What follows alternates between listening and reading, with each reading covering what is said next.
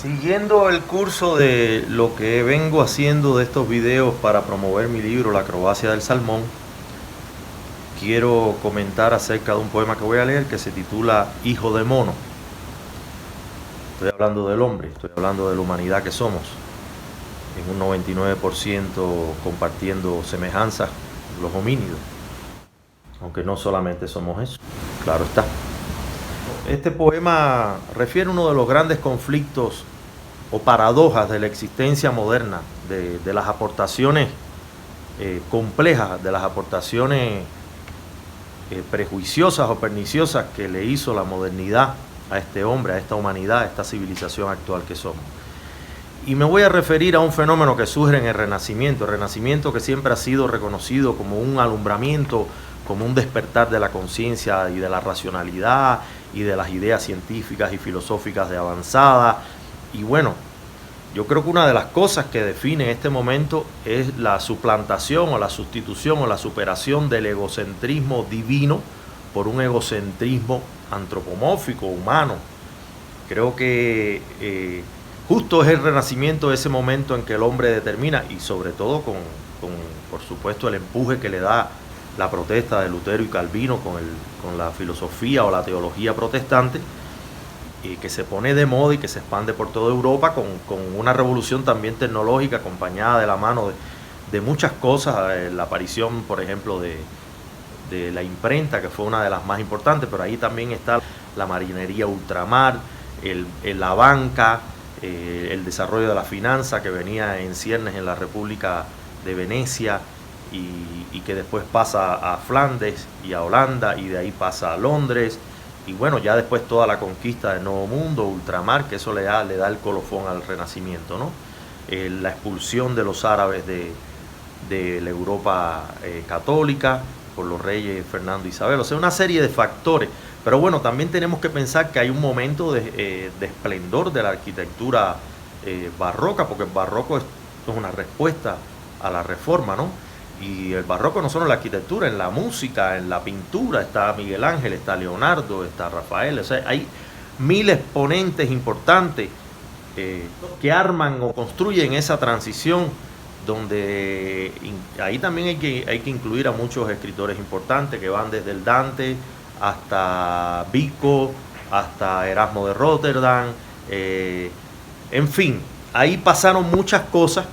que se instaura una idea de la superación de Dios, o sea, o de la sustitución del trono de Dios por el hombre. El hombre ocupa el puesto de Dios, el hombre gana una autosuficiencia, el hombre restituye aquella idea de los griegos de la era de Pericles, que es el momento cúspide de la democracia griega, aquella idea que enarboló Protágoras, de que el hombre era la medida de todas las cosas, o sea que a partir de la condición humana, a partir de la perspectiva humana, a partir del antropocentrismo, el mundo, la existencia, la complejidad del universo podía ser interpretada, explicada, justificada. Y bueno, a partir de una divisa como esta, por supuesto que es perfectamente comprensible que haya una evolución de este pensamiento y que después eso se transita en el racionalismo y en los siglos posteriores al Renacimiento, específicamente ya siglo XVII, con el racionalismo de Descartes y de Spinoza, bueno, sobre todo el panteísmo de Spinoza, que diluye o disuelve todo lo divino en la existencia, en la conformación de toda la complejidad, incluso hasta de las piedras, de los planetas, de los árboles, la naturaleza, o sea, la manifestación y expresión de lo divino en todas las cosas. Esto ayudó también a destituir del trono esa idea de protagonismo o esa idea ontológica de Dios, ¿no? Rigiendo y dirigiendo nuestros pasos. Es justo con la revolución industrial de estas primeras factorías renacentistas que el hombre empieza a ganar una confianza y una seguridad en sí mismo, una autoestima desmedida. Esto está estudiado por muchos autores, pero esencialmente refiere Erich Fromm en El miedo a la libertad como en esta construcción de la autosuficiencia humana y en este despojar a Dios de su trono o de su centro, también surge un ensimismamiento, un ego desmedido, una altanería, un priapismo, una nueva forma de patriarcado, una nueva forma de liderar y de tomar la rienda de nuestro destino y de nuestros pasos y pensar que nosotros somos capaces y autónomos en estado casi absoluto. Y bueno, esto engendra psicológicamente un fenómeno muy interesante que tiene que ver con la idea de la seguridad, la autoseguridad, la autosuficiencia, la idea de cómo se manifiesta nuestro sentido del desarrollo, nuestra propositividad en la vida cambia. El hombre prerrenacentista, el ser humano prerrenacentista, un individuo que vivía prácticamente en un confort de un guión preestablecido y llevaba su vida de una manera orgánica, natural. Ya el hombre posrenacentista es un hombre que sí construye una nueva dimensión de la vida y que persigue metas, conquista, tiene más ambiciones. Es un hombre que emprende un aventurerismo desmedido, engolosinado con su papel ante la historia, desmesuradamente mirándose en el espejo, se ve como una especie de superhéroe capaz de transformarlo todo, de conquistarlo todo, de conquistar el cielo, de conquistar el misterio, de conocer el universo, de conocer el cosmos. Y bueno, esto se recrudece ya con las otras revoluciones industriales, la revolución de finales del 19 y principios del 20, ahí todo se radicaliza más, ¿no? Entonces, hoy por hoy nosotros somos prácticamente ese hijo de mono que yo refería al principio, con una especie de altanería, con una soberbia. Creemos verdaderamente que estamos capacitados para enfrentar todos los misterios y para enfrentar todos los avatares de la existencia, cuando sabemos que no es así. Somos esencialmente un mono evolucionado, un mono que fue catalizado, que fue propulsado. Pero bueno, la psicología adleriana ha reconocido que en la contemporaneidad, en este ser humano que somos hoy, que cada vez estamos más descuartizados, más fragmentados, más enredados en una paradoja laberíntica de la cual no logramos escapar, hemos sobresaltado, sobredimensionado incluso nuestra individualidad, nuestro sentido del individualismo, ¿no? La individuación, cuando deberíamos haber apuntalado un poco más el sentido comunitario, el sentido social, la hermandad, la cooperatividad, la ósmosis, la sinestesia, la asociación, la comunión, la religación entre nosotros. ¿Para qué? Para ayudarnos entre todos a resolver los conflictos de la existencia, que vienen siendo los mismos que tuvo el hombre medieval, el hombre de la antigüedad, ahora solamente acompasado a desarrollos tecnológicos que lo que hacen es complejizar nuestra vida, porque por un lado tenemos estas tecnologías que nos ayudan a crecer y a conectarnos, y por otro lado nos distancian, nos descompaginan, nos rompen el mundo de las sensaciones, el mundo del tacto, el mundo de la interacción interhumana inmediata, el mundo del contacto físico, el contacto ocular, el contacto olfativo, el contacto de los sentidos, y muchas otras sutilezas que se pierden en estas comunicaciones online, digital, de la tecnósfera, ¿no? Entonces, bueno, lo que quiero decir con esto es que todas estas revoluciones que se emprendieron, que son de carácter de base tecnológica y filosófica, que se emprendieron a partir del Renacimiento, con todos estos saltos que reconocemos como grandes avances, son paradojas de un avance, no son un progreso demostrado, constatado, son cambios radicales de paradigma y son reacomodos de una percepción y de una interpretación que tenemos de nosotros mismos, que muchas veces exaltada, exagerada, hiperbolizada. Quiero decir con esto que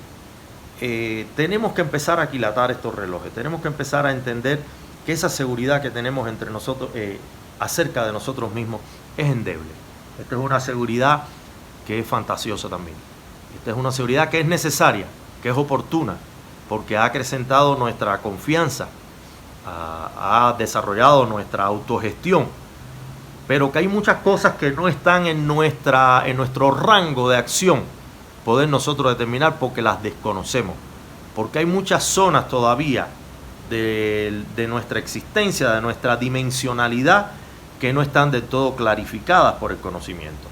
Entonces también hay una sobredimensionalización de la racionalidad, del conocimiento científico, una lógica formal que aportó también la expansión del racionalismo. Entonces, afortunadamente esto se da siempre en la evolución y en la historia de las artes, en la historia de la filosofía,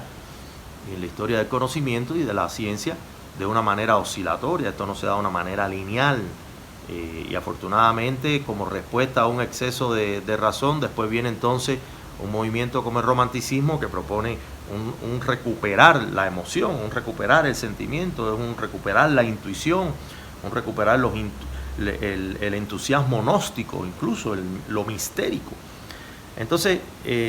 a mí me preocupa mucho esta exacerbación que tenemos hoy día en todos los medios y en todos los mensajes, esta cosa de vendernos como superhéroes, como figuras de una máxima vanagloria, altanería y de una confianza desmedida en nuestra capacidad y de una autosuficiencia que sabemos que es extremadamente endeble y frágil.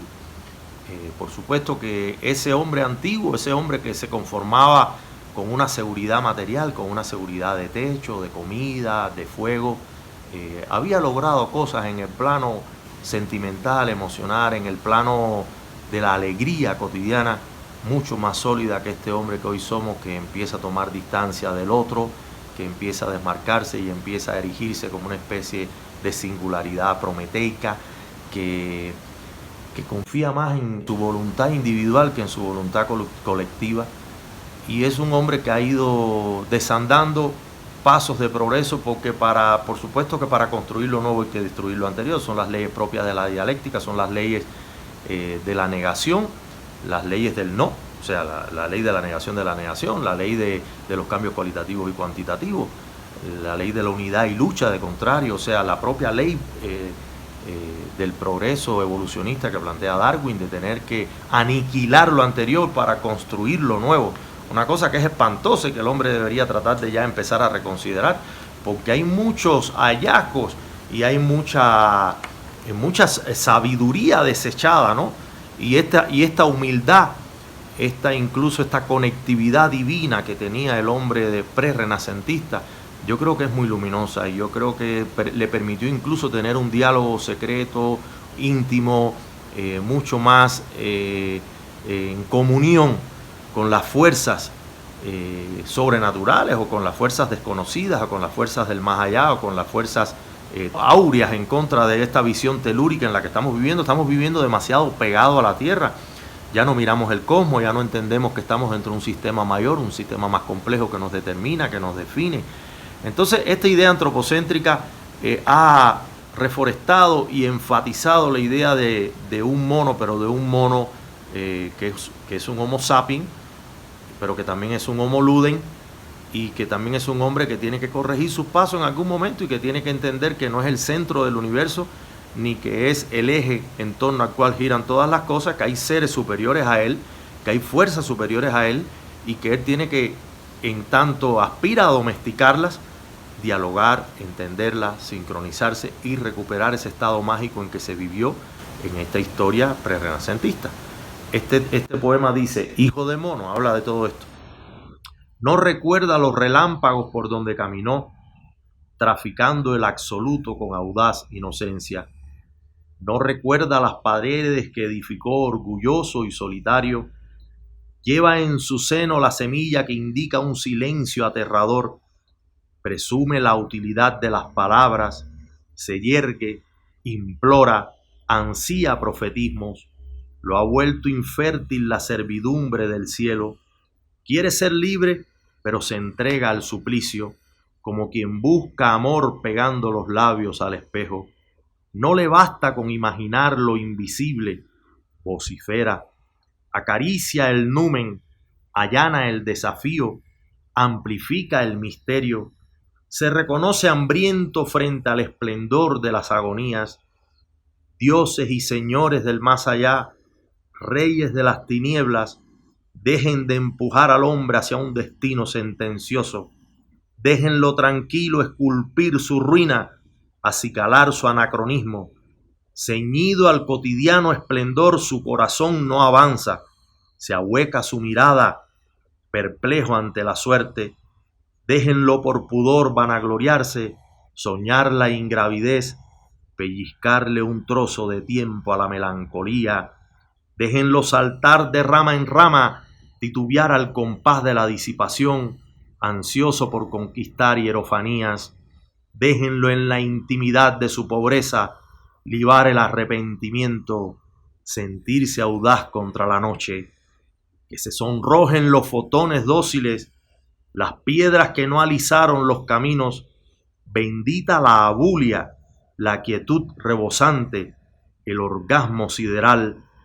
Fuimos felices y no fue un cuento, arreando poesía, antes que el sol se arrodille en el horizonte y nuestro corazón se amolde al frío mármol de los panteones, me comeré un sándwich untado con la gracia cósmica, mínimo un plato recalentado con la sopa de Oparin. Poema extraído de La acrobacia del salmón, mi libro en Amazon, de Ernesto Fundora. Gracias.